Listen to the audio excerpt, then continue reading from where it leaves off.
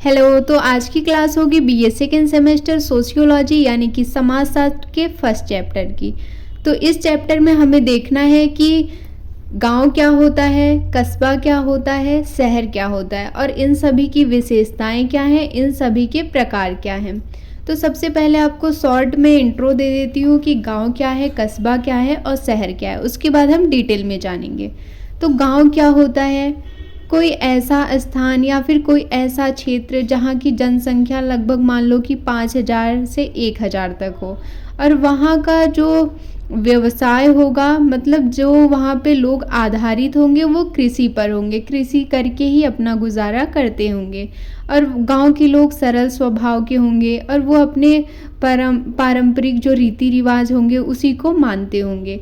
और वहाँ गांव में जो है सीमित सुविधाएं उपलब्ध होती हैं, जैसे कि कुछ कॉलेज होंगे और कुछ स्वास्थ्य संबंधित सेवाएं होंगी। और वहाँ की जो जनसंख्या घनत्व होती है गांव की, वो अधिकतम बहुत कम होती है। और प्रशासनिक व्यवस्था के रूप में जैसे ग्राम पंचायत हो गया, जैसे गांव में अगर कोई समस्या हो गई तो ग्राम पंचायत बैठाई जाती है, पंचायत बैठाई जाती, कुछ मुखिया लोग रहते हैं, वही न्याय सुनाते हैं। तो ये तो हो गया कि गांव, और गांव तो लगभग सभी लोग जानते होंगे क्योंकि लगभग सब लोग गांव से ही होंगे, तो उन्हें पता होगा कि गांव में क्या क्या चीज़ें होती हैं, लोग क्या करते हैं और किस चीज़ पर निर्भर होते हैं। अब बारी आती है कस्बे की। तो कस्बा क्या होता है? यहाँ की जनसंख्या मान लो कि 1,000 से 5,000 तक होती है, ठीक है। और यहाँ के लोग डिपेंड होते हैं व्यापार पे, सेवाओं पे और छोटे छोटे उद्योग पे। और यहाँ पे कुछ सुविधाएं उपलब्ध होती हैं, जैसे कि स्कूल होते हैं, अस्पताल होते हैं और बाजार भी होते हैं। और यहाँ का जनसंख्या जो घनत्व होता है वो मध्यम होता है। और यहाँ की प्रशासनिक व्यवस्था डिपेंड होती है नगर पंचायत या नगर पालिका पे।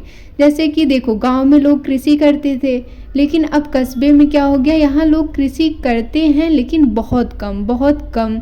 यहाँ पे लोग व्यापार ज़्यादा करते हैं, सेवाएं प्रदान करते हैं और छोटे छोटे उद्योग लगाए रहते हैं। जैसे देखो, हम लोग का एक गांव हो गया और गांव के एक मार्केट होंगे जहाँ हम लोग जाते हैं।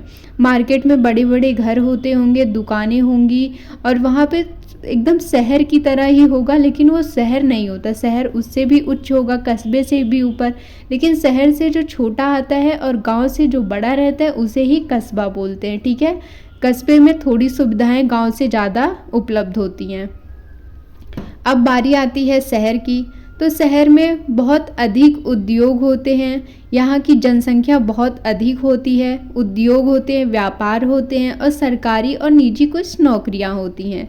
सभी आधुनिक सुविधाएं शहर में मौजूद होती हैं, जैसे कि कॉलेज हो गया, अस्पताल हो गए, परिवहन के साधन भी उपलब्ध रहते हैं। और यहाँ का जनसंख्या घनत्व अधिक रहता है। क्यों रहता है? क्योंकि यहाँ पे शहर में अधिकतर जो है सारी सुविधाएं मौजूद होती हैं, परिवहन की, स्वास्थ्य संबंधित, फिर कॉलेज पढ़ाई लिखाई की, व्यापार की, नौकरी की, सभी सुविधाएं उपलब्ध रहती हैं। तो जनसंख्या कहाँ ज़्यादा होगी? जहाँ पे सुविधाएं मौजूद होंगी। और यहाँ का जो प्रशासनिक व्यवस्था होती है वो नगर निगम की होती है या फिर महानगर पालिका की, ठीक है। तो छोटा गांव हो गया, गांव से बड़ा जो है कस्बा हो गया और कस्बे से भी बड़ा शहर हो गया। गांव में लोग कृषि करते हैं और कस्बे में लोग छोटा उद्योग स्थापित करते हैं और शहर में बड़ा उद्योग होता है। गांव में सुविधाएं बहुत कम होती हैं, जैसे कहीं कहीं स्कूल होते हैं और कहीं कहीं अस्पताल होते हैं, लेकिन शहर में सुविधाएं लगभग होती हैं, कस्बे में लगभग होती है और शहर में तो बहुत सारी सुविधाएं मिलती है। और गांव में जनसंख्या थोड़ी कम रहती है, कस्बे में थोड़ी सी ज़्यादा रहती है और शहर में बहुत अधिक रहती है, ठीक है। अब चलते हैं हम डिटेल में देखने कि गांव क्या होता है, गांव की परिभाषा क्या है और गांव की विशेषता क्या है। तो गांव एक छोटी ग्रामीण मानव बस्ती होती है जिसमें कुछ 100 से लेकर कुछ हजार लोग रहते हैं। यह एक कस्बे से छोटा होता है और यहाँ के लोग पारंपरिक व्यवसायों जैसे कि कृषि, पशुपालन, हस्तशिल्प से जुड़े होते हैं। गांव में अक्सर समुदाय की भावना होती है और एक दूसरे को अच्छी तरह से लोग जानते हैं, जहाँ प्राकृतिक संसाधनों और सरल जीवन शैली का अनुभव होता है। तो तो देखो गांव में छोटे स्तर पर लोग रहते हैं और आपस में प्रेम व्यवहार से रहते हैं। लोग एक दूसरे को अच्छी तरह से जानते हैं और इनका व्यवसाय के रूप में क्या कार्य होता है, जैसे कृषि करते हैं, पशुपालन करते हैं और कुछ लोग मूर्तियां बनाते हैं। ठीक है, और ये गांव के लोग सरल साधारण जीवन जीते हैं। परिभाषा के तौर पे देख लो तो मैकाइवर ने बोला कि गांव छोटे निवासों का एक समूह होता है जहां लोग पारिवारिक संबंधों और परंपराओं से जुड़े होते हैं। उसके बाद गिलिन और गिलिन के अनुसार गांव लोगों का एक छोटा सा समूह है जो किसी निश्चित भौगोलिक क्षेत्र में एक समान जीवन शैली के साथ निवास करता है। उसके बाद हैं डॉक्टर D.N. मजूमदार। इनका मानना था कि गांव केवल घरों का एक समूह ही नहीं है, बल्कि यह एक सामाजिक संरचना है जिसकी अपनी कार्य प्रणाली होती है, संरचना और परंपराएं होती हैं। उसके बाद हम देख लेते हैं कि गांव की विशेषताएं क्या क्या हैं। तो गांव की विशेषता है जैसे कि सीमित जनसंख्या। गांव की जनसंख्या शहरों की तुलना में कम होती है, जिससे लोग एक दूसरे को अच्छी तरह से जानते हैं। देखो अगर जहाँ पर भी कम लोग रहेंगे तो जैसे 2-3 लोग हैं तो वहाँ पे रह रहे हैं तो 2-3 लोग आपस में ही बात करेंगे ना, एक दूसरे को अच्छे से जानेंगे, समझेंगे और उनके बारे में वो जानेगा, उनके बारे में वो जानेंगे। तो लोग जनसंख्या गांव में कम रहती है और लोग अच्छे से एक दूसरे को पहचानते हैं। ठीक है, उसके बाद दूसरी विशेषता है कि प्राकृतिक परिवेश। गांव हरियाली, खेत खलियान, नदी, तालाब और खुली जगहों से घिरा होता है। प्रकृति से निकटता इसकी पहचान होती है, यानी कि प्राकृतिक परिवेश। गांव में हरियाली देखने को मिलती है, खेत खलियान देखने को मिलते हैं, नदी तालाब और खुली जगहें देखने को मिलती हैं। जबकि ऐसा शहर में कुछ नहीं होता है। शहर में क्या होती है, बड़ी बड़ी बिल्डिंग्स होती हैं, इंडस्ट्री होती है, और लेकिन गांव में एकदम खुला वातावरण होता है। उसके बाद तीसरी विशेषता ये है कि कृषि आधारित जीवन होता है। गांव में अधिकतर लोग खेती, पशुपालन, मछली पालन जैसे कार्यों से अपना जीवन यापन करते हैं। उसके बाद है कि सरल जीवन शैली। गांव के लोग साधारण जीवन जीते हैं, तकनीकी और आधुनिक सुविधाएं सीमित होती हैं।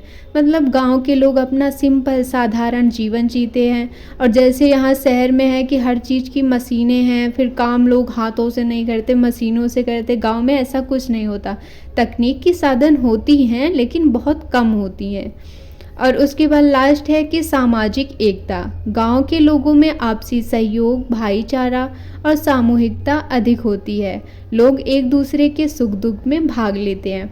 अब गांव के बारे में इतना कुछ बताने की ज़रूरत तो है नहीं, क्योंकि लगभग सभी लोग गांव से होंगे तो उन्हें गांव की अहमियत पता होगी और गांव क्या होता है इसके बारे में भी उन्हें अच्छे से पता होगा। अब चलते हैं कस्बा। कस्बा क्या है?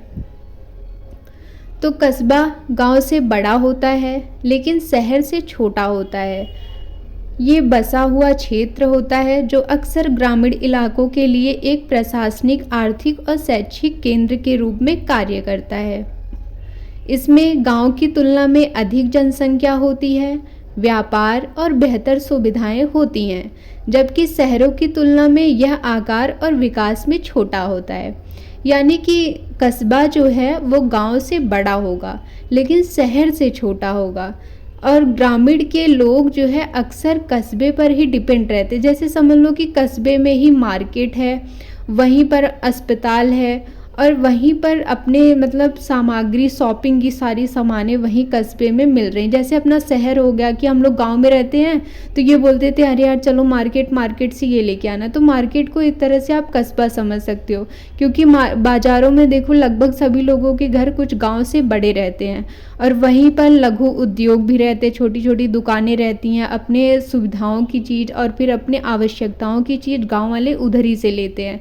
तो वो एक तरह से शहर की तरह ही हुआ, लेकिन शहर की तरह उतना डेवलप नहीं होता, लेकिन तब पर भी गांव से तो बेहतर होता है। तो ये हो गया कस्बा। उसके बाद कस्बा की परिभाषा क्या है?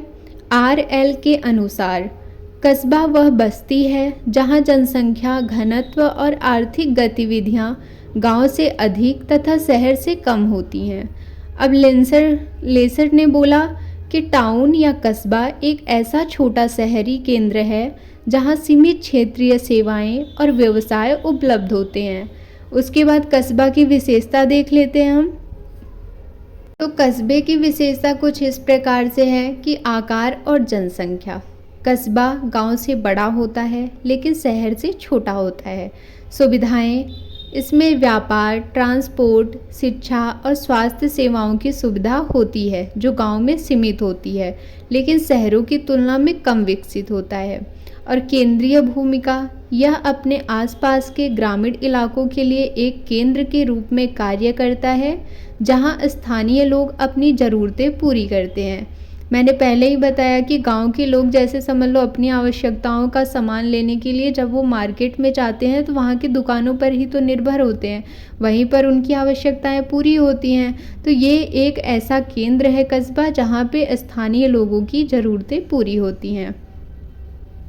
अब उसके बाद है सरकार।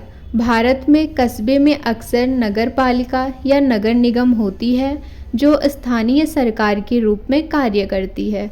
उसके बाद है गांव और शहर के बीच। कस्बा एक प्रकार से गांव और शहर के बीच की कड़ी होती है जो एक विकसित क्षेत्र की ओर अग्रसर होता है। ठीक है, आपको समझ में तो आ ही गया होगा कि कस्बा क्या है और गांव क्या है। गांव जो है छोटे स्तर पर रहता है और कस्बा उससे बड़ा, फिर शहर उससे भी बड़ा। ठीक है, अब हम देखेंगे कि शहर क्या है। तो शहर एक विशाल और संगठित मानव बस्ती है जिसमें बड़ी आबादी, घने निर्माण और एक जटिल बुनियादी ढांचा होता है जैसे कि सड़क, परिवहन, आवास और सरकारी व्यवस्थाएं। यह किसी गांव या कस्बे से आकार, जनसंख्या और महत्व में बड़ा होता है। यानी कि जो शहर होता है वो बहुत विशाल होता है, वहाँ पर सभी सुविधाएं उपलब्ध होती हैं और सभी साधन मौजूद होते हैं जैसे कि परिवहन के साधन, फिर आवास भी बहुत बड़े बड़े रहते हैं, फिर व्यवस्थाएं भी बहुत अच्छी रहती, वहाँ पर सारी सुख सुविधाएं होती हैं। लेकिन गांव के जितना थोड़ी रहेगा कि यहाँ पे गांव में हरियाली रहती, सुकून रहता है, लेकिन शहर में क्या रहता है, इतना भाग दौड़ रहता है, सब अपने अपने काम में बिजी रहते हैं। तो शहर में जो है मानव बस्तियाँ ज़्यादा होती हैं और जनसंख्या भी अधिक होती है क्योंकि गांव के लोग अक्सर जो है जॉब करने के लिए शहर में ही जाते हैं। तो शहर में जनसंख्या ज़्यादा होगी जब लोग चले जाएंगे।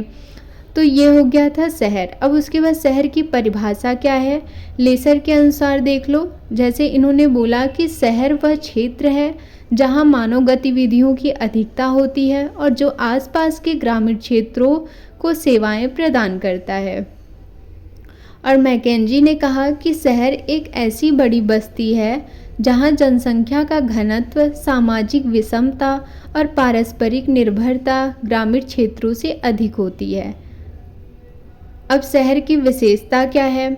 शहर की विशेषता में आएगा कि जैसे शहर बड़ी आबादी। एक शहर की जनसंख्या आमतौर पर एक गांव या कस्बे की तुलना में बहुत अधिक होती है। और परिवहन व्यवस्था, शहरों में सड़कें, परिवहन के साधन और एक व्यापक बुनियादी ढांचा होता है जो लोगों को यात्रा करने और सामान ले जाने में मदद करता है।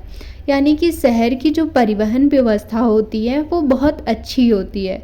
सड़कें अच्छी होती हैं, गाड़ियाँ होती हैं जिससे लोग व्यापार करते हैं और एक दूसरे से मतलब यात्रा तय करने में उन्हें कोई भी कठिनाई नहीं होती। उसके बाद निर्माण है। शहरों में ऊंची इमारतें होती हैं, दुकानें होती हैं, शॉपिंग मॉल होते हैं और अन्य व्यावसायिक स्थान होते हैं जहां लोग घूमते फिरते हैं, अपनी आवश्यकताओं की चीज़ें लेते हैं। और बड़ी बड़ी बिल्डिंग्स होती हैं, इंडस्ट्री होती हैं, दुकानें होती हैं। ठीक है। और उसके बाद है सरकारी और प्रशासनिक केंद्र। शहर में आमतौर पर एक स्थानीय सरकार होती है जो शासन करती है और महत्वपूर्ण निर्णय लेती है। गैर कृषि कार्य। शहर के अधिकांश लोग कृषि के अलावा अन्य गैर कृषि कार्यों में काम करते हैं। यानी कि गांव के लोग देखो लगभग कृषि पर डिपेंड थे और कस्बे में जो लोग रहते थे वो छोटे छोटे उद्योग को स्थापित करके जैसे दुकानों में रहते थे, फिर साड़ियों की दुकान हो गई, फिर किराना की दुकान हो गई, ये सब उद्योग जो है कस्बे में रहते थे। अब शहर में क्या हो गया कि यहाँ पर बड़ी बड़ी इंडस्ट्रियाँ हैं, यहाँ पे लोग कृषि बहुत कम करते होंगे, 1-2 लोग करते होंगे और लगभग तो सभी लोग इंडस्ट्री में कार्य कर रहे होंगे या फिर कोई ऑफिस में कर रहा होगा। तो यहाँ पर गैर कृषि कार्यों में काम किया जाता है, ठीक है। शहर की ज़्यादातर जनसंख्या कार्य करती है और यहाँ पे जनसंख्या अधिक रहती है, परिवहन की व्यवस्था बहुत अच्छी रहती है और बड़ी बड़ी इमारतें होती हैं, दुकानें होती हैं, शॉपिंग मॉल होते हैं और सरकारी और प्रशासनिक केंद्र पे सरकार यहाँ पर काम करती है, जो शासन करती है और महत्वपूर्ण निर्णय लेती है, ठीक है। तो ये था आपका BA second semester home science का फर्स्ट चैप्टर, जिसमें हमने देखा कि गांव, शहर और कस्बा क्या है। अगली वीडियो में हम देखेंगे कि इन सब का अंतर क्या है इन सब में, और उसके बाद देखेंगे कि गांव और शहर में क्या संपर्क है और क्या संबंध है, ठीक है। तो मिलते हैं हम नेक्स्ट वीडियो में। अगर आपको वीडियो पसंद आई हो तो लाइक एंड सब्सक्राइब कर देना। कोई भी डाउट हो तो कमेंट करके पूछ लेना। Thank you.